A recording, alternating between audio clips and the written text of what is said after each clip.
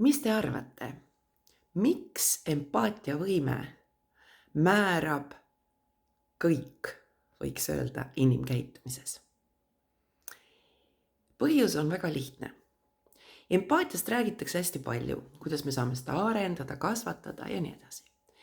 Ma natuke tahaks sellele vastu vaielda, sest et küsimus on milles.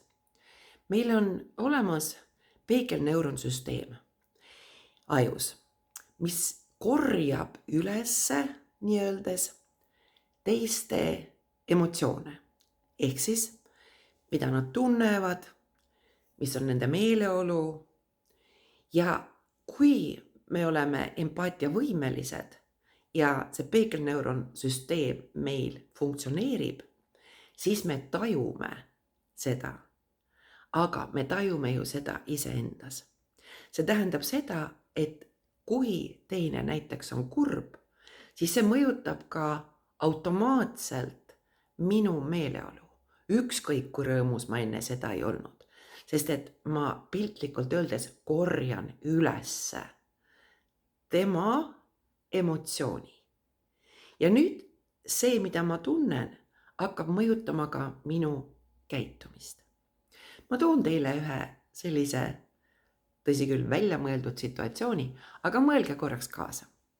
Ehk siis, kujutame ette, et uudistes on olnud, et Ida-Virumaal vanglast põgenesid 3 eriti ohtlikku retsidivisti. Ja nüüd, kell on 12:30 öösel, te sõidate autoga Ida-Viru piirkonnas, on kottpime ja vihma kallab täiega, kohutav ilm on. Ja äkki korraga märkate, et tee ääres seisab keegi ja hääletab. Tekib küsimus, kas võtate peale? No, kui te praegu hetkeks kaasa mõtlesite, siis suure tõenäosusega te raputate pead ja ütlete ei. Ja loomulikult, see on suhteliselt tõenäoline käitumine. Miks? Sellepärast, et alalhoiu instinkt ütleb teile, et oht. Ja nüüd olgu, te ei võtnud peale, sõidate edasi ja mõelge korraks, mida te tunnete. Suure tõenäosusega, kui te olete empaatiavõimeline, tekib teis süütunne.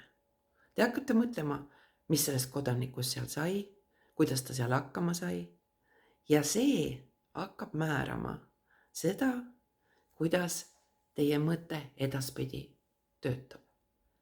Teil liigub ta tahes tahtmata tagasi jälle, et mis ta sai, kuidas ta läks.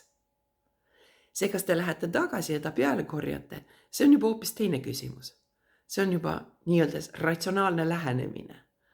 Aga just see, et kui teil on empaatiavõime, siis teist tekib üldse selline mõte ja see süütunne. Kui teil pole seda, siis teil on võib-olla hea meel, et näed, tore, et alla ei ajanud, tolgendavad siin igasugused. Ehk siis, empaatiavõimel on tohutult suur roll inimkäitumises ja edaspidistes videotes ma kindlasti hakkan rääkima palju ka sellest, mis juhtub siis, kui meil see puudub ja mis juhtub nendega ja miks on väga hästi manipuleerituvad alati empaatiavõimelised isikud kahjuks.